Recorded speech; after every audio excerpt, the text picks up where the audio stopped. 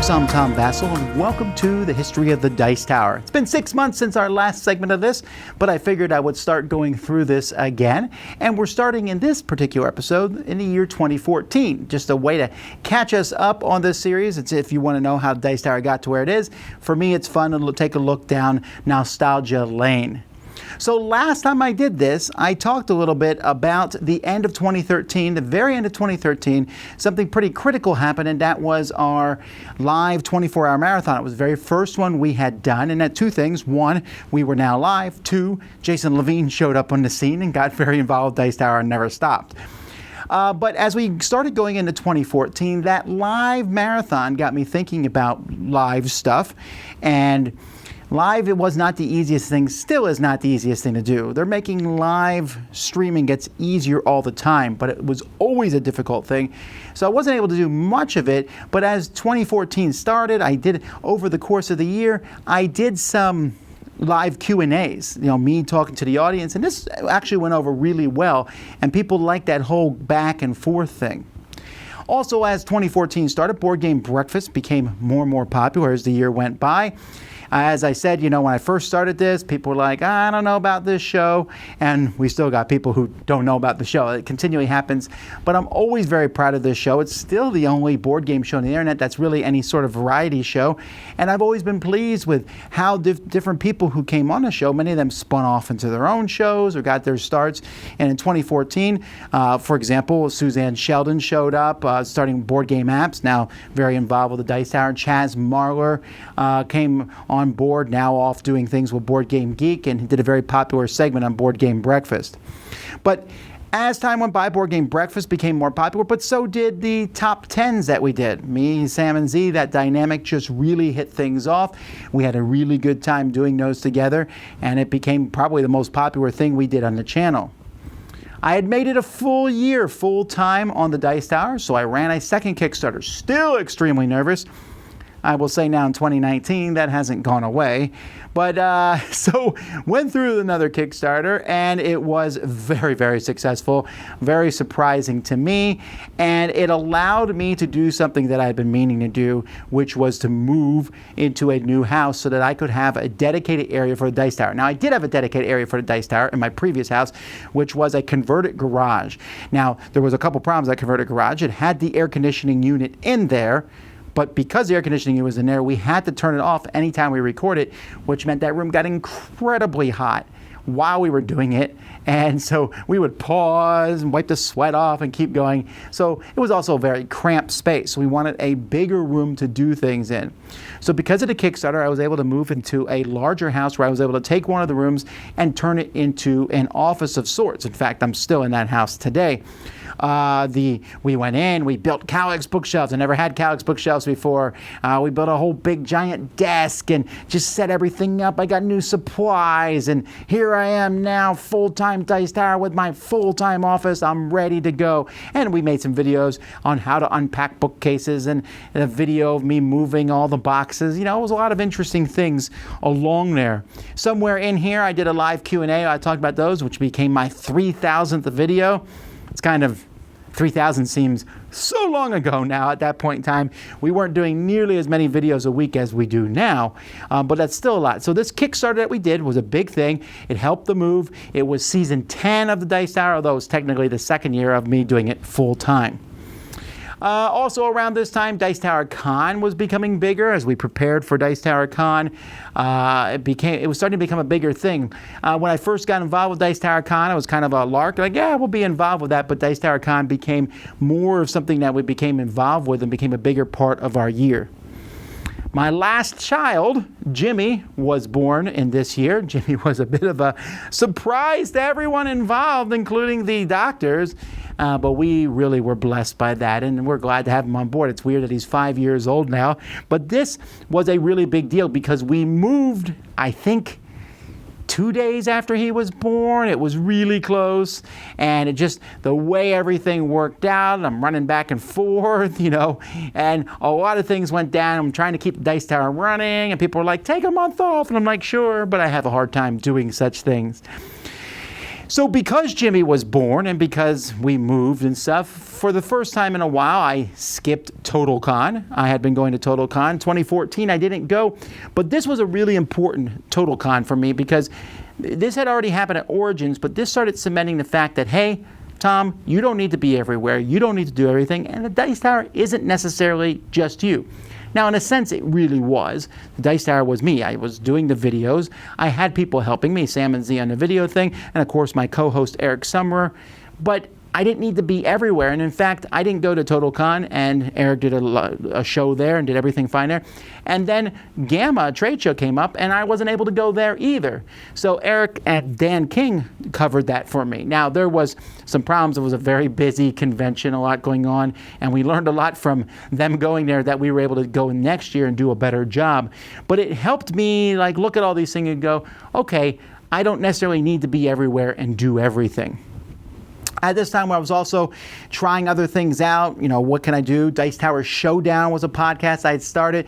It kind of went throughout the course of 2014, and that since have faded away. There was a lot of work trying to find people who were for something and who were against something and getting them together and argue it out. It was a much cooler idea in my head than it came about. I thought the idea of a cool debate between people would be interesting, but finding people who, A, were on both sides of a subject and very strongly opinionated, and B, could articulate those, was not as easy as I thought. Then we had some interesting things that happened throughout the course of the year. One of them was a big misstep on my part, which kind of shaped how I took the Dice Tower in the future, and that was a game called Myth. Myth was a big miniature style game with a big rule book, and I remember getting the game in the mail, looking at the rule book and going, oh, this rule book's huge. And the designer said, I will fly down and teach you the game. And we said, that is an amazing thing. Sure, come teach us the game. And the designer did, and we taught it, and we reviewed it. And in my review, I did not mention that the rulebook was very difficult to comprehend because I didn't need the rulebook had been taught by the designer. Because I didn't say that, people rightfully were very upset about that, and it taught me very quickly that, hey, you need to focus on these things. You need to keep an eye on this sort of thing. You're working with designers, you're working with publishers, but you need to focus on these things. And so for the most part, I don't have designers teach me their games. If they do teach me their games, it's usually like a paid preview or something now. But in that sort of case, that was something that taught me, hey, you need to keep an eye on this. You know, the internet you are being paid by the internet. You need to pay attention to these guys also. I also did one-upmanship, which was easily one of my more popular reviews, even if it was me eviscerating a game in there. Other interesting things that happened, Forbidden Desert. This is kind of an intriguing thing. It finished its tin travel. This is one of the more unique stories of the Dice Tower where Eric's Forbidden Desert tin got beat up, and someone decided to give Eric their tin for this game, Forbidden Desert, but pass it from listener to listener in pictures like spies, and it eventually made it to Eric in the year 2014. Another big thing that happened in the year 2014 was I started the Dice Tower Essentials line. Now, this was another time where I kind of undervalued myself in a sense where I said, Dice Tower Essentials. What if I had a few small card games and I said, I'd love to see these games come back into print. What if I could find a publisher and I say, hey, I'll find you games, you print them, and we call them Dice Tower Essentials. I was like, So I went to Arcane Wonders, and Arcane Wonders said, sure. I was like, oh. I didn't even talk to any other publishers because I had expected them all to say no. Arcane Wonders said yes. All right, there we go. I brought them a few games. They were very interested in Robin Hood, which turned into Sheriff of Nottingham, which did not, which came out around this time. I mean, I had put the wheels in motion long prior to this, but the Dice Tower Essentials line came in. Now, Sheriff of Nottingham was and remains to this day the most popular of this line, but many popular games came out from the Dice Tower Essentials line as time went by. I also flew out to LA this year. We went out to play with Will Wheaton and Rich Sommer, and me and Jason went out there. He had won some auction, and so we went out there and played games with them, and I was able to see culture in different parts of the world. Another thing I want to mention is I finally did start going to conventions as the year went by. I went to Origins and we had a Dice Tower dinner. Now, this is kind of a fascinating thing of yesteryear. We started doing these, and we started doing them at the very beginning. We would go to a convention, we're like, hey, you want to meet up with us? Go have a Dice Tower dinner. And I remember like the very first one, 6 people showed up, then it was 20, then 30. This particular one, there were, 100 people who showed up at these things. And if I'm doing my math correctly, 2014 was the last year we had a big one where everybody came, because we realized they were just too big. We love to eat with you all, but there's way too many people.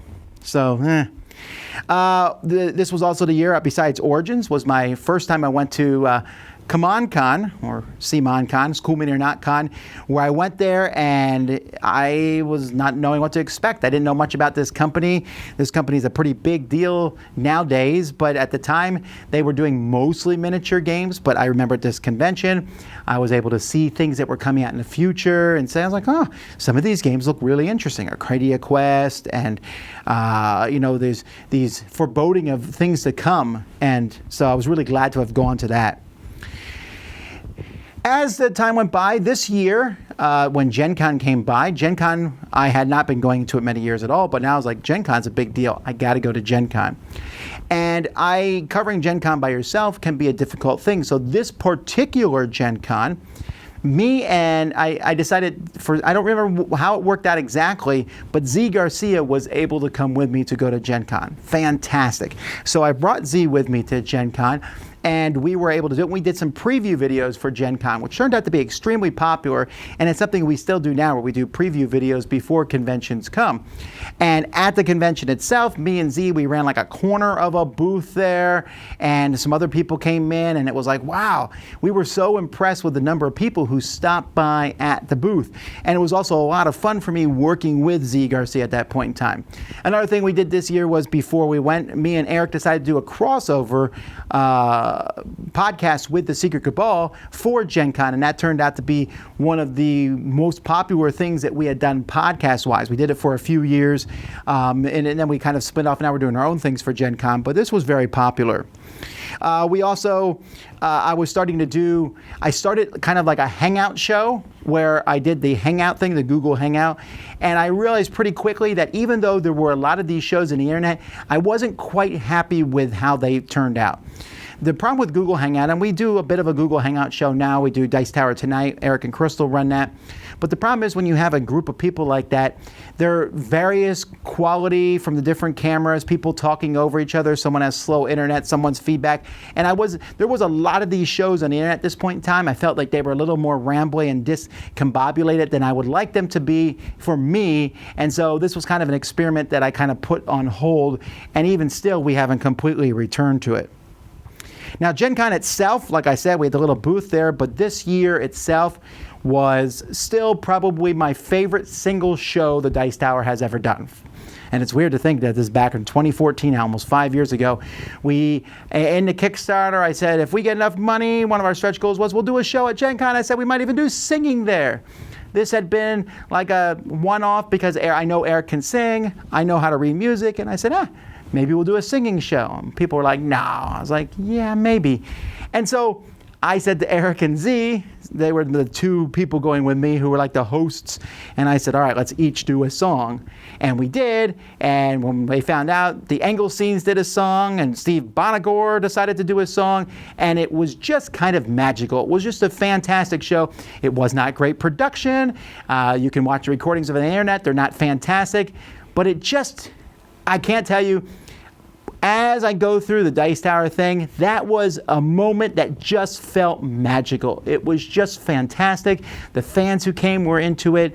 It wasn't a huge hall, it wasn't a small hall. It was just right, felt cozy. I loved that show. Another stretch goal from the Kickstarter that we did over the course of this year were Sam, Z, and Dan King did their top 100 lists. They got their own theme music and everything. And as time was by, I like working with these guys. These guys are really bringing a lot to the Dice Tower, and they were at this point in time kind of unofficial co-hosts of the show. I went to Essen this year. And so Essen, and Z also went to Essen. Now, I didn't bring Z to Essen. He managed to go a different way, but we still kind of got together. We did an unofficial meetup at Fitzpatrick's where we went around and talked to people. I'd go sit at one table, talk to people, then move to another table. And we were surprised. We didn't have a booth at Essen, but just the feedback and the people we ran into at Essen that year were really cool. And it was a pretty neat show as time went by. In 2014, I decided on a personal level that I was going to stop doing Kickstarter previews for a very long slew of reasons, but for the most part, they were becoming a burden on me to do these previews. Previews were one of the things that I had initially started to help raise money for the Dice Tower, but as time went by, the Kickstarter kind of covered that, and I said I'd rather much be doing reviews. Also, somewhere in 2014, the gavel showed up. Now, this is not the same gavel that I have now. It was a wooden gavel that I had as part of a trophy that I had won at Origins. And I went to Essen, and they had a gavel there that came with a game. And I was like, yes, how can I use this gavel with the Dice Tower? And people had been on me and on me and on me to say if a game was good or bad, and I said, okay, fine. I'll say if a game is approved or excellent. We'll make seals for these games to see if they're approved or excellent, and I'll do this at the end of my review. And even though I still think you should put stock in the review rather than that single thing at the end, it was something that was popular, but I made it my own, of course, by hitting pieces with the hammer. What else happened over the course of this year? Well, Asmodee and FFG combined. It's weird to think that was so long ago, but that was something that affected us because of the different companies. We started seeing board game become more mainstream. It's like, all right, we're becoming more mainstream. How are we going to deal with this at this point in time? We did a live show at Board Game Geek Con. Eric Herman came. And again, I was getting into the idea of these shows. When I would do a show at a convention, I would say, how is this show different than our other shows? Like the Gen Con show was a singing show. And the Board Game Geek show, I said, all right, we're going to do 2 minutes where we talk to someone for 2 minutes and then they're done. Then someone else for 2 minutes, they're done. And we would go through. And it was an interesting idea. I've since not done that type of show before again, but I like the idea of taking these shows and doing things with them and making them their own beast.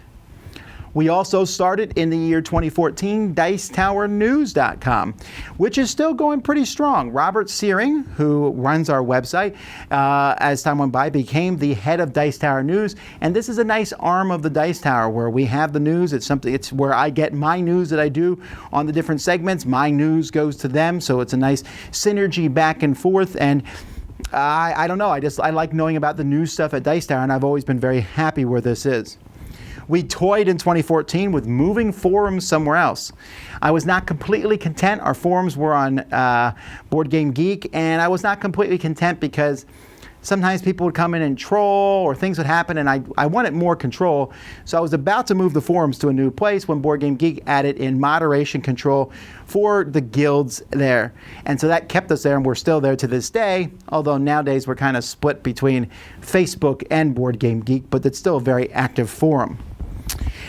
Another thing that happened in 2014 was we started a little podcast called Dice Tower Next Gen. You never heard of it? Well, it didn't last very long. It was Melody, and so we put out the call for co-hosts were her age, and so she had other teenagers, and we called in, and I just getting everyone's schedules together and then putting the editing on me and the onus of all that, it just didn't happen more than a few episodes. But it was a neat thing, and we met some of those kids as the years went by. And we ended the year, 2014, with another marathon, although this time it was 18 hours of gaming. Now, this was the thing. The first marathon had been received so well. People said that they loved it. Of course, some people hated parts of it, and people complained about it, but it was definitely one of the most watched things we had ever done. And people wanted it again, and I said, okay, we're going to do it again, but I don't know if we're going to make 24 hours. Well, we didn't. At 18 hours, I call it, because we were so tired. And we learned things in the second marathon. The first one just kind of hit on all things. The second one, not quite so much. You know, there was a moment where we played a game that I didn't know that well, and Sam and Z didn't like, Zaya, and there were just different things that happened. And there were great moments in it, but there was still a lot of moments in it also. And again, I said, okay, well, how can we learn from this? How can we make things better? Well, by preparing for the next year, the 2015, which is the next segment of this show. But in our next thing, there was a pretty drastic change to the Dice Tower, something big and earth-shaking which still affects me to this day. We'll talk about that next time. I'm Tom Vasel, and you've been watching the History of the Dice Tower 2014.